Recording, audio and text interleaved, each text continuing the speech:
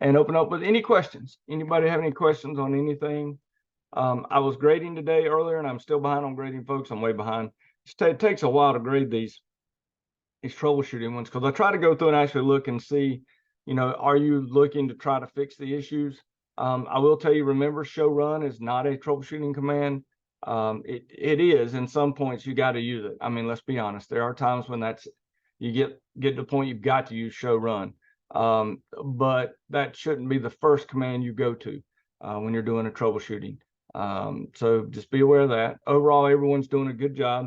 Remember, I did stick in here for you the instructor lab source files, but please don't use those unless you absolutely have to. If you get stuck, that's fine. I don't mind at all you using it to go get some hints. I have to use them myself sometimes because some of the things are pretty. It's just like I sent you on the 10.1. I think it's 10.113 or 10.112, whichever one that was. That particular troubleshooting was not a very good question. Because honestly, if you took the stub area, the area two stub command off, everything worked. So they wanted you to use address family configuration for OSPF v3. You didn't have to. You could do it address family and classical will talk to each other.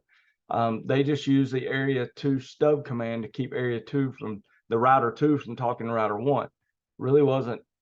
And to be honest, I even went in and fixed it, used the address families, stuck on area 2 stub back into it with it configured with address family configuration, and it broke it. So it wasn't a great question. It was not a great troubleshooting question. But the good news is, if you dug in that deep, you should have a pretty good understanding of OSPF and what was going on there. So any questions before I kind of talk a little bit about OSPF v3? All right, well, let's yap a bit about OSPF version 3. I'm going to turn my camera off, everyone, so it won't be on the video for us to have to watch while we're doing this. But now, if you have any questions, please raise your hand. Please start the chat. I've got the chat window open over here. But remember, you can always come off mute anytime during this. I want this to be just like we're in a classroom. If you have questions, you have things to add. Some of you probably work with OSPF more than I have. So be aware that your ability to add things into our discussion is very much welcome. So we're going to talk a little bit about OSPF v3. We're going to look at some fundamentals, some configuration, and then we're going to look at how OSPF v3 has a LSA flooding scope. So the ability, unlike OSPF version 2, where you still can limit flooding by creating particular areas and then summarizing and doing things along area boundaries and those types of things, creating stub, not so stubby. There's actually an OSPF v3 and LSA flooding scope that you can set inside the packets themselves. Now, the primary reason we use OSPF v3 is because it supports both IPv4 and IPv6. Now, it says it's not backwards compatible, and it's not. So you can't run OSPF v2 on one and OSPF v3 on the other, and the two talk to one another. There's a couple reasons for that. By the way, you can run pure OSPF v3 with IPv6. There's no reason you can't do that. OSPF v2 versus v3. v3 supports both IPv4 and IPv6 address families, whereas OSPF v2 only supports IPv4. There are some new LSA types that help us with prefixes. The IP prefix is no longer present in the OSPF packet headers. We'll show you that in a little bit. That new LSA flooding mechanism that we can say flood only within an area, flood to everything in the entire OSPF process that we have. And we'll look at some packet formats, router ID, authentication, which is very, very different for OSPF version 3 versus version 2, and how we handle intercommunication, which is one of the most interesting things, because now OSPF v3 uses link local addressing for all of its communication between neighbors. And that's very, very interesting. Now, you can also run what are called multiple instances. So if for some reason you wanted to run OSPF and you wanted to run an instance for IPv6 and an instance for IPv4, you could do that by having two separate instance IDs. And that would then create two full instances running. I'm not sure why well, there are reasons to do it, but it's going to use more memory. It's going to use more processing power to do that and separate it that way when you can run them under a single instance and just support both address families. Let's look here at OSPF link state advertisements. So the LSA type 1, which used to be our router LSA type, has been renamed to what's called the intra-area. Let me make sure it gets right to me. It's actually going to be called a device LSA here in just a minute. So the LSA or router LSA type 1 is going to be renamed to a device. And our network summary is going to be renamed to what's called an inter-area prefix. Now, that to me actually makes more sense than network summary LSA, because when we think about OSPF version 2, back in our discussion of it, a network summary LSA was something an area border router would send out if you set it to summarize, and that was typically between different areas. So to rename the network summary LSA to an inter-area prefix LSA actually makes more sense to me. And in fact, this also renaming the autonomous system border router summary to an inter-area router LSA makes sense to me too, because remember, inter-area LSA or inter-area router, an ASBR, is that router that sits between OSPF and routes that are brought in externally into OSPF, say from another routing protocol, from redistributing a static, or even redistributing a static default route. So the rename of those actually makes sense to me. And then we've got these two different types of LSAs, the intra-area prefix LSA, which is an LSA for prefixes within an area, and then link local LSA, which is new because it's that link local between two different hosts, between two different routers that are sharing these things. Let's take a peek here at these new LSA types, or the types. We have an LSA type device, and that what used to be the router LSA. Every router generates router LSAs, describes the state and calls the router's interfaces to the area. So that used to be what we called our router type 1 LSAs. That's why it's 2001, type 1. The network LSA 2002 is designated router generates these to announce all routers attached to the link, including itself. That would only be on a segment that had a DR. So it had to be a broadcast multi-access segment. Inter-area prefixes are area border routers. That's what replaces the network summary LSA from OSPF version 2. And it generates inter-area prefix LSAs to describe routes to prefixes in other areas. So it's that border between multiple areas. So if you had an area 0 and area 12, it would be that those inter-area prefixes pass between area 0 and area 12. The inter-area router is created by an autonomous system border router. So that is, if an ASBR is bringing in routes, they would be marked as an inter-area router. AS external also would be used by the ASBR to bring in external routes, typically those that are redistributed versus those just sent by an area border router, which would be 2004. We've got our not so stubby.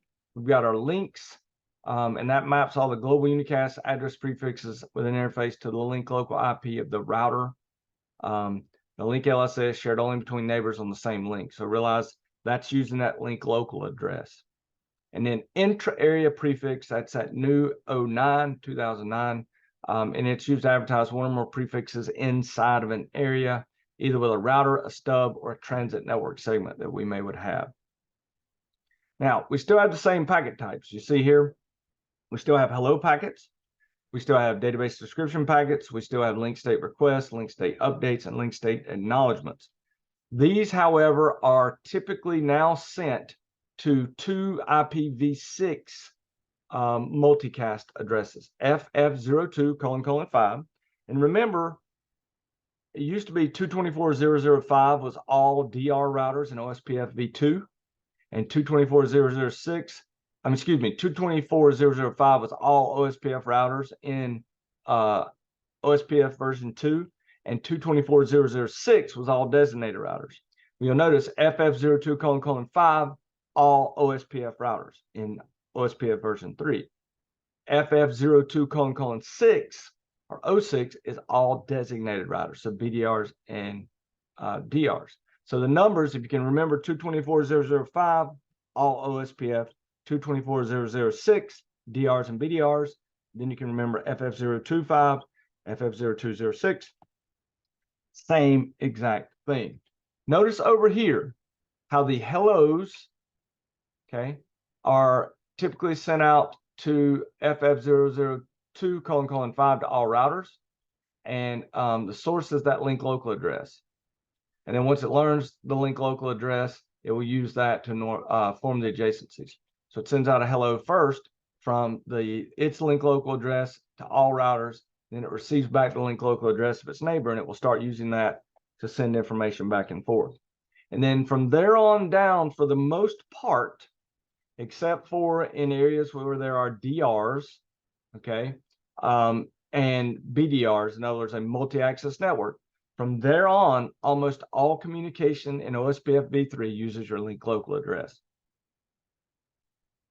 I will say this, a great question, Corey, you had about the contest. We had IPv6 on the contest. Very few students did well on the IPv6. In fact, some of them, though, the crazy thing was they actually got all their IPv6 addresses on their interfaces, but they did not put the link local addresses I had specified on the interfaces. And so they lost points for that. So make sure your students understand from CCNA 1 how to put IPv6 addresses on and how to put IPv6 link local addresses on, because that's going to become important. And especially here, as you notice, with OSPF version 3. So how do we configure OSPF version 3? It's pretty simple, really. Enable IPv6 unicast routing. That's first and foremost. You've got to have IPv6 unicast routing. I would also say you need to go ahead and put on all your IPv6 addresses. Okay. The other thing that's a little weird about OSPF v3 and the fact it uses IPv6 is it uses a 32-bit router ID. Now, what it's going to do is this. It's going to try to first use the router ID that you've set inside your configuration. If you have not set one, then it uses the same algorithm as OSPF version 2 to find the router ID, which is, can anybody remember? Can anybody type in chat how OSPF version 2 finds the router ID if you don't set it manually? It's the highest IPv4 address set on a loopback. Correct, on a loopback. Now, what if there's no IPv4 address on a loopback? So the rules are, number one, okay, highest IP address of loopback. The highest IPv4 on an interface. Correct, exactly. So number one, it's going to look for, did you set the router ID? If you did not, it looks for the highest IP address on a loopback. If there's nothing on a loopback, it looks for the highest IP address on any physical interface. By the way, that's IPv4 address because OSPF uses a 32-bit value. So if you were running a pure IPv6 environment with no IPv4 and forgot to set the router ID, your router ID goes to quad 0, which means it will not form adjacencies. I could see that being a perfect question on the certification exam. Set up an environment where the router ID has not been set, there are no IPv4 addresses on a router, and the RID is going to 0, it won't form adjacencies. What's wrong with this? Likewise, we've seen the problem in our labs that if you put two machines with the same router ID on them, they will not form adjacencies either. So both of those can be issues. So keep that in mind as you work with OSPF version 3. After you've done the RID router ID, you then initialize your address families, either IPv4 or IPv6, and then you actually go into the interfaces and apply OSPF version 3 to the interface and what area you wish for that interface to be in. So figure 9.1 is our simple 4-router topology we're using. We've got area 0 because we always must have area 0. That's not optional. And area 34. So in this particular example, we've got router on R1. On R1, we've got router OSPF v3 1. So that's our process ID. We've got a router ID set. And then we've got each one of our interfaces on R1 placed into area 0. So a pretty simple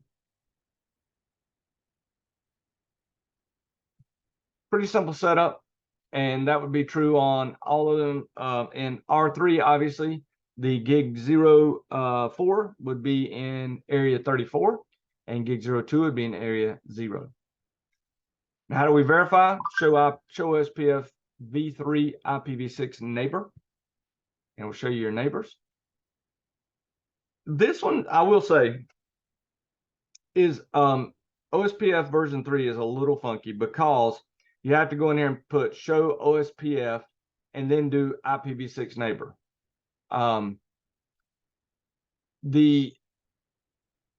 Most of the time you just put IPv6 in front of something. For this case, you're doing OSPF v3 IPv6 neighbor. Why would you? The reason you will need to do that is because, remember, with OSPF v3, you can run both IPv4 and IPv6. So you could be running both address families. So you may need to do show OSPF v3 IPv4 neighbors to show that address family, and show OSPF v3 IPv6 neighbors. In our particular example we're running all IPv6, so there are no IPv4 neighbors. Okay. And so our router ID is set here by doing a show OSPF interface, and it tells us what our designated router is, and the local address of that designated router, FE80::1, plus the RID for it. The backup designated router, FE80::2, which in this case is R2. Continuing verification, show OSPF interface brief, shows us the interfaces and their current state. Notice that loop is the state for a loopback in OSPF v3. And then show IPv6 route OSPF shows you our OSPF routes. And you'll see our different routes that have been learned through OSPF, and those that are intra-area routes versus OSPF intra versus inter-area routes. So the OI are between areas and the O's are within the area itself. Now, we can still set passive interfaces. Be aware, if you do set passive interface between two routers, they will not talk to each other because it stops hellos. It stops the sending of hellos out. So on R1, if we go up here and do, would accidentally put passive interface on gig 02 instead of gig 01, let me zoom in here a little bit. But accidentally put passive interface on gig 02 for R1, we would have broken the relationship between R1 and R2. But in this case, we made gig 01 passive because there are no other OSPF routers out that way. Likewise, over on R4, we probably should make gig 01 passive if we were building this network and wanting to be most efficient. There's simply no need for OSPF hellos to be going out gig 01 on R1 or gig 01 on R4. Now you can do a passive interface default, which makes all interfaces default except for the ones you turn off. I would say that would be, that's just a personal preference. That's whether you want to mark individual interfaces as passive or vice versa. Or I would say, let's say you have a router that has 4 interfaces that need to be passive and one that doesn't need to be passive. I would make them all default and then, or excuse me, passive, and then turn on the one that I want to use. All right. Any questions about passive interfaces? They work exactly like they did in OSPF version 2. Summarization, same thing. The only thing is we probably have more trouble with figuring out our summarization ranges with IPv6 and IPv4, but it works the same. You can set a summary area 0 range 2001 db8:0:0:/65, which would cause R3, if we go back up here, would cause R3 to summarize the routes or the prefixes in area 0 over to area 34. And that's what this is doing right here with this range. Okay. Notice we go in router OSPF v3.1, that's the process ID, address family IPv6 unicast. So we're going to set that address family's information, and we set the range for it to send out. And you'll notice that R4, instead of having all of the routes, well, right now it is actually having the routes, but it should actually summarize it out to where it doesn't have the 1, 3. Go back here and look. It should, once it does that, 1, 12, 23. 12 and 23, let me look here. Yeah, eventually what should happen, they should be set it up to where it will not advertise the 1, 12, and 23. It would only advertise the /65. At this point, it's doing all of those together. But you would set it up and tell it not to advertise the other routes, just to advertise the range only. Now we still have the same network types: point to point, point to multi-point, non-broadcast. Remember, if it's a multi-access network, you would need to have a DR and a BR election. If it is a non-broadcast network, in other words, if you ever connect OSPF v3 across some type of WAN link that doesn't support multicast for some reason, you're going to have to actually manually set the neighbors. And they don't really talk about that here, but be aware of it. That's something that can show up if you are out in the real world. Now, this, folks, is one of the weirdest parts of OSPF v3. We've talked about authentication with OSPF version 2 using MD5 authentication and setting up authentication. Well, OSPF doesn't support authentication within it, the protocol itself, OSPF version 3. Instead, because it runs on IPv6, it makes use of IPsec. And therefore, we use either authentication header or ESP or both to provide either authentication and encryption. So when you set this up, you can either do it for an individual interfaces, and that's actually the preferred method. They actually say the best thing to do is to set a different key and SPI for every single interface. Now, that could get a bit crazy. The other thing is, because of the way this is set up, it doesn't do ITC key exchange to get your SA values. So you actually have to put in the SPI values. So you'll see it says down here when we get into actually configuring it, OSPF encryption, IPsec, SPI, a number, ESP DES, and then we actually had to put in our key for triple DES, SHA-1, another key. Now we're actually putting these in by hand. And so it is a much more complicated process, I feel, than OSPF version 2, because you don't just put in a single name or number, you just put in a key. Be aware too that they would want for every single link, in other words, this SPI 500 here, if we went up to our reference network, their ideal thing would be to have one between R1, R2, another between R2, R3, another between R3 and R4. It is possible, and by default, you actually do it on an area basis. That's not what they're showing in our slides here, but by default, you can do it on an area basis. If you're doing that per interface or per link, isn't that pretty taxing? Yes. As far as overhead? Yep. Yeah, it's going to be pretty taxing. But the only thing there is, remember, this is not encrypting all the data between the two. This is only encrypting information between, it's only authenticating OSPF peers and only encrypting, if you do AH and ESP, it's only encrypting the OSPF data between these two. So it will cause overhead, but it's not going to be terrible because, again, it's only the OSPF information being sent between the two devices. It's not like you're encrypting all the data. Does that make sense, Corey? Yeah. Now, I will tell you this. If you're doing this and doing normal encryption, now you're putting double strain on your routers. So be aware, yes, it can cause issues.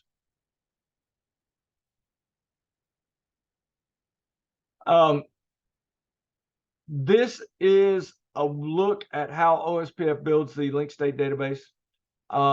It basically, instead of using links, or instead of using networks to build the tree, it uses links. Now, here's where this gets really funky. It is actually possible. You'll notice here we're going to remove IPv6 addresses between R1 and R2, and even R3. And R4 will still have connectivity across for some reason. And the reason is because as long as, I'm gonna go back up here and find my reference again. As long as these routers can talk to each other with their link local addresses, even though there's no global IPv6 address configured between R1, R2, and R3, and even R3 and R4, let's go down here and look, they take away, see, they take away the IPv6 address between R1 and R2. They take away the one between R2 and R3, and they even take away the one between R3 and R4. But because all of these still have link local addresses in between these, this route right here still gets sent over to R4. And that's very different and very funky for us because it's learned those routes, and the way it learned it is by the link local addresses. Now, does that make sense? What they've done here? They took all the global unique addresses off between R1 and R4. They just left R4s. Basically, they left the gig 01 on R4 and gig 01 on R1, and R4 still has connectivity over here, even though there's no global addresses in between these two. And it's because OSPF v3 uses link local addresses to participate in all its routing table updates and all the forwarding. Okay.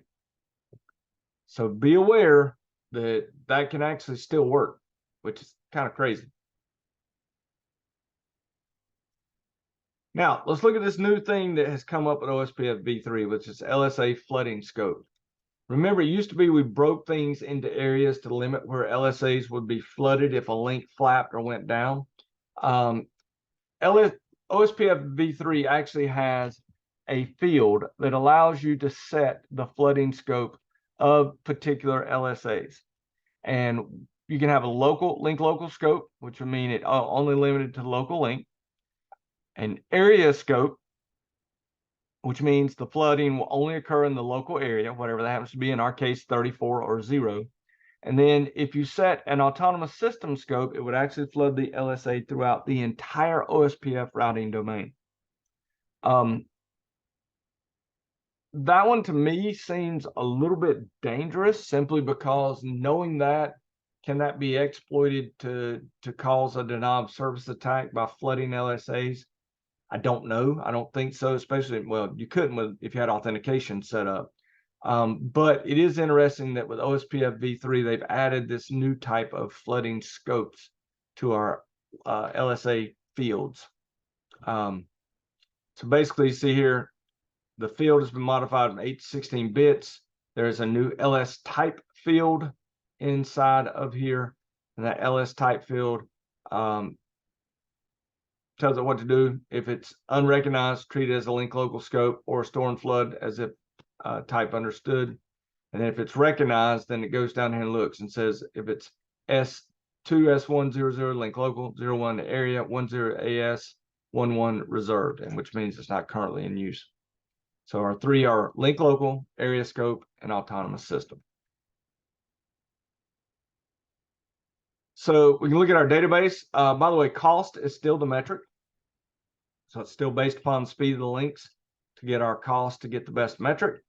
The other thing that's very interesting when we look at the OSPF database and scope, let's see, where was that I wanted to talk about? There was one item. Oh, heck.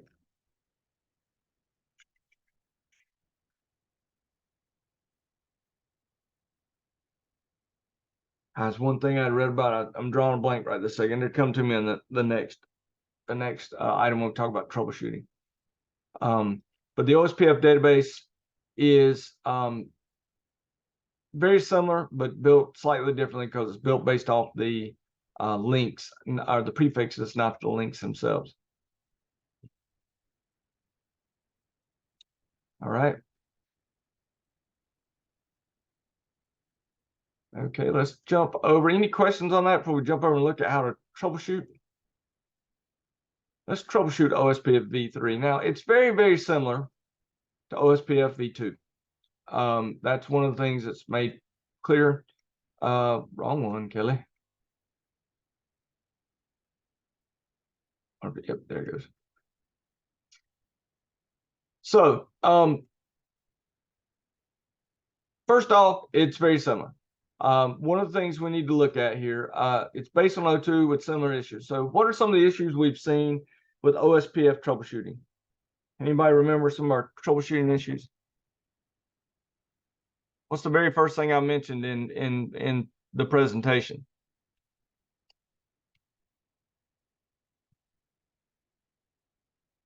Anybody remember any of our OSPF version 2 issues we saw? Not advertising networks. Not advertising networks. That's a very common one. Advertising the wrong prefix or the wrong network. Not having the router ID set or having the router ID the same as another router. Okay. Passive interfaces. Having the wrong passive interface. Okay, so all those are common things. So here we see show IPv6 protocols. This will tell you the routers, if it's even running IPv6, just running an IPv6 protocol, what the router ID is, whether or not it's an area border router, the number of areas on it, and it will show you the interfaces in an area. Now notice one of the things with OSPF v3, we turn OSPF on, then we put interfaces into areas. You may have an interface in the incorrect area or have them switched or flopped. So it could be a case to where they accidentally put area 10 in gig Ethernet 10 into area 0 and gig 00 into area 23. I see that very often. Okay, happens all the time. Happens to me. I do it. Okay, show IP OSPF. This is going to show us whether or not this router is an area border router. Going to tell you what areas it's connected to. So show IP OSPF. This tells us that this particular router R1 is both a member of the backbone and a member of area 1. And we even tell you that area 1 is the stub area. So this lets you really drill down and see what's running on a router itself. Show IP OSPF interface brief, which will tell you whether or not you're a DR BDR. Show IPv6 OSPF neighbor. Show your neighbors. Now notice it shows the router ID in the 32-bit because that is what the router IDs are, even under IPv6. You'll notice on this particular router here, and I know it's a little bit, because I zoomed in, it's a little bit fuzzy, but notice they did not set the link local address on this particular router. FE80::, and then it's got a, looks like an OUI generated interface ID because it's got FFFE in the middle. This will also, notice if you do a show IPv6 OSPF interface and the ID of the interface, this will show you the hello and dead timers, which have to match on OSPF for them to be able to form an adjacency. Show IP OSPF database to see if you're missing particular prefixes inside of your database. Now you can also do this with the show IPv6 route or show IPv6 OSPF route and just see if a route's missing out of it. The other thing that could happen though is it could be in the database and not being displayed because there's a better administrative distance. I knew what I was going to tell you. Okay. OSPF version 3 and equal cost load balancing. I read a thing on it. I'm gonna throw this in chat. By default,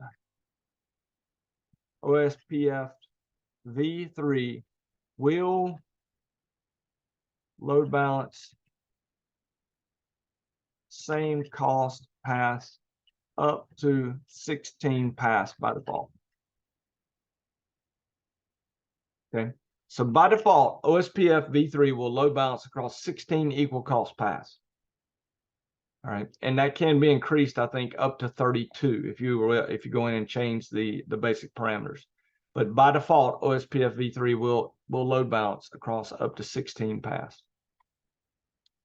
Show IPv6 route OSPF, that shows you your routes, helps you see whether or not there is a route to that particular network on it. Show IPv6 interface, that could help us see if there's an access list. Now there could be an access list blocking.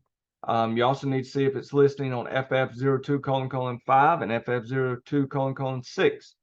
FF02::5 at a minimum that would mean that OSPF v3 is running on the interface. All right. And again, you can see if there's an IPv6, some type of ACL that's blocking inbound access. Could be one if you do this, show IPv6.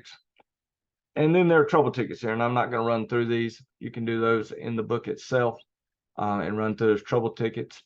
Remember, again, inside of our particular labs, for the troubleshooting labs, I want you to both fix the problem inside of NetLabs and tell me in the documents that you turn in what the problems were that you fixed. Okay. Now, let's look at some address family issues.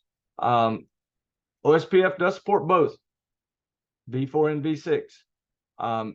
Individually, you get 2 sets of neighbor relationships, 2 sets of adjacencies, 2 sets of database tables, 2 sets of routing tables.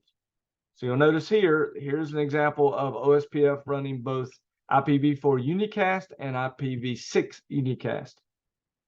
And you can see how it's been set up. Each one of them is very similar. Now they have defined area 23 as a stub under OSPF version 3.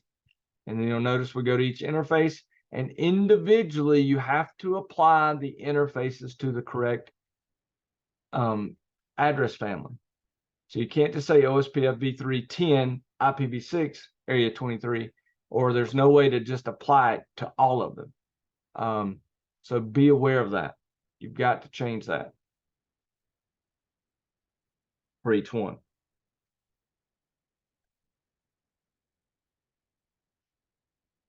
If you do default, so if you do something to a default area, so area 23 stub like that, that means it's a stub for both. You will notice here though, if you apply a configuration of the AF, it applies only to that AF. If you apply something in your overall config parameters and then apply something different in the address family will override your other configuration. Okay. So see, you did a hello. Let's see what they did here. In example 1026, notice that the hello interval is configured without an AF specified, therefore it applies to both of these. Whereas if hello interval is also configured on the IPv6 AF, it would override the other hello. And that's what they've done here basically. They've set a hello for IPv4 that is 10 seconds and 11 seconds, and IPv6 hello of 11 seconds, or vice versa. I think it's the other way around. IPv6 is 10, IPv4 is 11. So they went in here and did OSPF 10 hello interval 11. So that's supposed to apply to everything overall. But then they go down and do IPv6 hello interval 10. So that address family right there, that address family config overrides the default config. So basically, the more specific of the configurations will be applied when you apply it to an interface or to a device, which is important because that could be what is wrong with your setup. Could be that someone's accidentally put a more specific item below than when it's supposed to be. Really, what you wanted it to be was 11 seconds, but it's been changed to 10, and everyone else thinks it's 11 for IPv6, and adjacencies won't form. Show IPv6 protocols, once again, gives you router ID, tells you what areas are in, what interfaces are in what areas, gives you information about your different, what's being redistributed, what type of areas you have on this particular router. Show OSPF v3 will show you all of the information, including the areas you are a part of, the reference bandwidth, the address family information, everything. So if you just do show OSPF v3, it gives you all the information about your different address families and all the configuration on the device. Likewise, show OSPF interface brief. We'll do that for all of your interfaces in a very brief manner. Show out OSPF interface gig or interface ID will give you the specific information on that particular interface. Questions? you'll notice it's pretty much the same as OSPF version 2. Just be aware that OSPF when troubleshooting AFs, both OSPF for V4 and V6 use IPv6 to exchange routing information. So if you're running OSPF v3, those link local addresses are what is used to exchange information, not any of your IPv4 addresses. But if you've got a router using OSPF v3 AFs for IPv4, it does not pair with a router using classic OSPF version 2, because the OSPF version 2 would attempt to find its neighbors using its IPv4 addresses, whereas the OSPF version 3 with address families, or even just OSPF version 3, is going to use the link local address. So that's why those two are not compatible. The example we have with that Area 2 stub wasn't two different OSPF, one running OSPF version 2 and one running OSPF version 3. It was just two different ways of doing OSPF version 3, and they did talk to each other when you removed the stubby. Okay. All right, any other questions? I want to very quickly jump in here to our syllabus again. I want everyone to be aware. Now, I'm going to tell you, I had an excellent, and I do mean an absolute excellent completion rate on CCNP Encore. I was extremely happy, but I will also tell you this. Everybody who applied to get their continuing education credits were initially denied because of the fact that inside of NetAcad, all I put was this very basic. In fact, they denied it because they said all you did was the chapter exams and no labs. Well, guess what? One of the things I am requiring of you is at least 25 labs of your choice.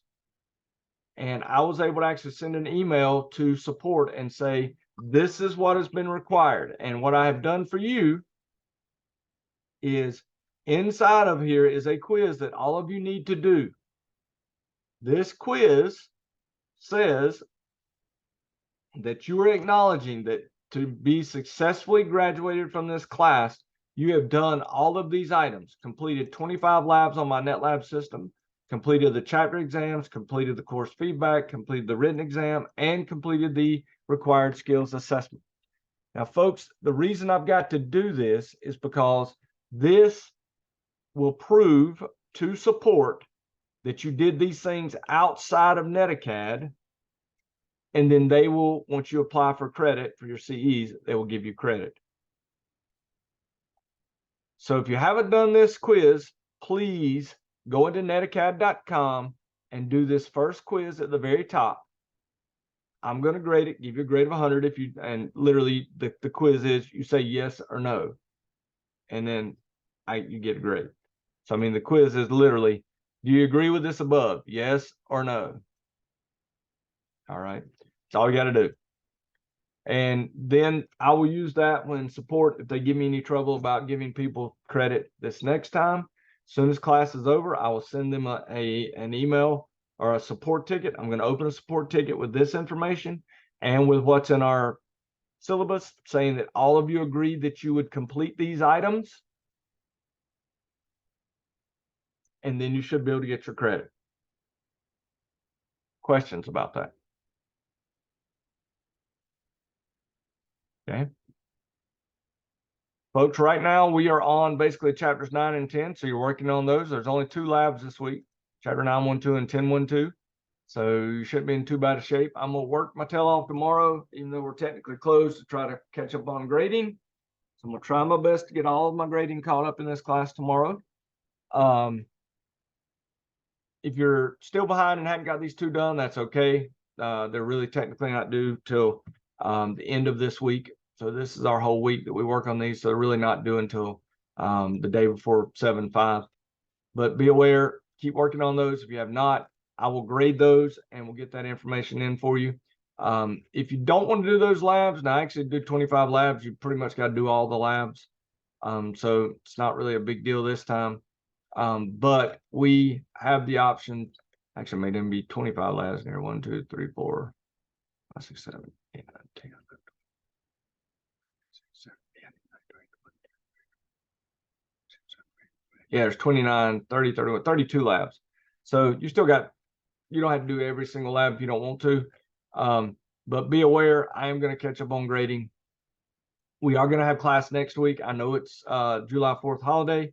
We're off Tuesday. We will be working Wednesday, so I'm going to have class on Wednesday. If you're on vacation next week, just watch the recording. Don't freak out. It's all right. No big deal. Watch the recording for next week, and we'll be looking at chapters 11 through 14, and then we will continue on as we move forward. I do know this week I will not be in the state, so I'm probably going to cancel week 6, the lecture anyway. I won't cancel the work, but the lecture. My wife and I are going to go to Lake Tahoe, South Lake Tahoe. I've never been there, so kind of looking forward to it for a couple of days. Any of you ever been South Lake Tahoe? No. I have not either. Carrie, any questions? Anything? Any issues going on with class? Anybody have any problems? I do apologize. We've only got 3 pods for CCNP, but we do have 3 pods and they should be working. I know we had an issue. I think, Julie, you fixed the issue with the one switch we had that got fixed. That tickled me to death. I was like, woo! That was less work for us. But I think all 3 pods are working. I actually used pod 3 today. So you should have enough room in this class to be able to do those. They are being used a lot. So that's one of the reasons why I've tried to kind of stay off of them myself, is because I know all of you are using them. I am working to get more equipment, to get more CCNP pods online. I would like to be able to offer CCNP both classes every semester. I've got some people wanting ENARSI in the fall, but I just don't know if I'll have enough people to teach it. If you know people who want CCNP training, point them our way, because if I can get a list built up, I will be able to go to my administration and say, hey, you need to get me another pod of equipment. So please be aware of that. All right, everybody, I'm going to stop sharing.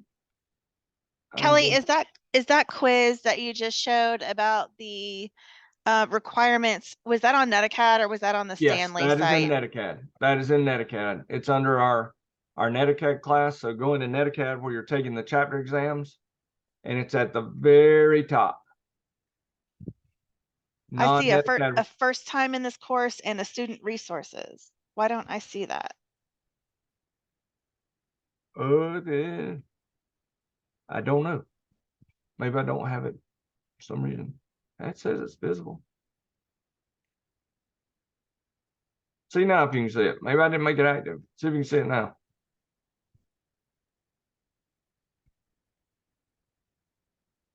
Let me move it down here. I'll move it down here and see if you can see it. Now, can you see it? Let me refresh. Yeah.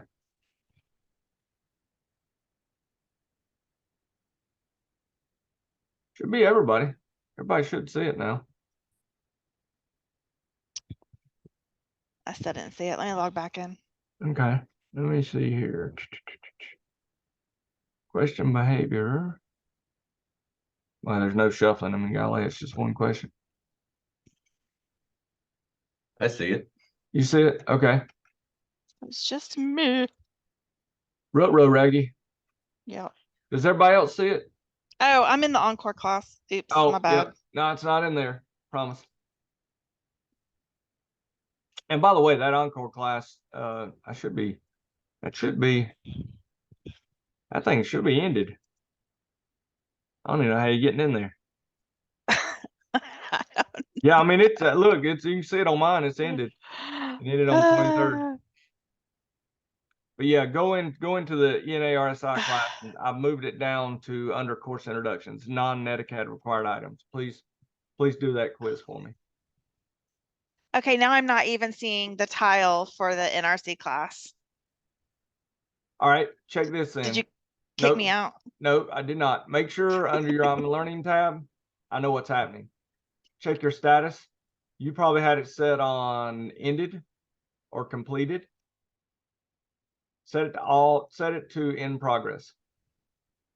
Set it to in progress. Okay. By the way, folks, that's actually something that happens to people teaching sometimes. They'll get up here and they'll change this to recently ended, and then they suddenly think all their classes have disappeared or ended. and or draft and nothing's there and they're like, oh, or not, like right now I've got one not started class coming up. So if you ever get in here and can't find your classes, make sure you've got the right institution listed and make sure you've got the right status listed. Oh, I already did this quiz. Okay, no, I'm good. Yep, as long as you got it done. That's all I Okay. need. I think everybody at this point now pretty much is being given credit for our CCNP Encore class if you took it and passed it. I did, and I got the email saying that I'd gotten the credits and everything, so. Good, good. That means you've renewed all your any certification lower than CCNP has been renewed for 3 years. Yes, So mine that's expires in January of 2023. Oh, that's or 4. awesome. Actually, it should be longer than that. You got another 3 years. Yep. Cool. All righty. Any other questions? Any other issues? Okay, I'm gonna stop the